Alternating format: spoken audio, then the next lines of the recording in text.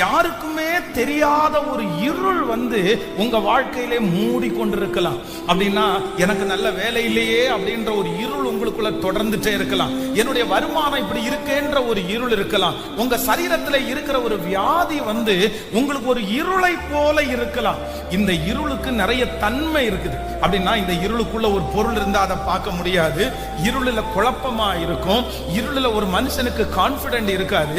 ஆனா ஆண்டவர் வந்து இந்த மாதத்துல நமக்கு கிருபையாய் வாக்கு கொடுக்கிறார். இந்த வாக்கு தத்தத்தை நீங்க 100% நம்புங்க.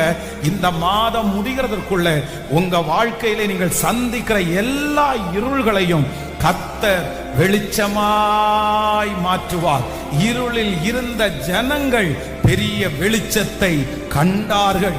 இந்த மாதம் கடன் என்கிற இருள் உங்களுக்கு முடிவிற்கு வரும். மன குழப்பம் என்கிற ஒரு இருள் இந்த மாதம் முடிவிற்கு வரும்.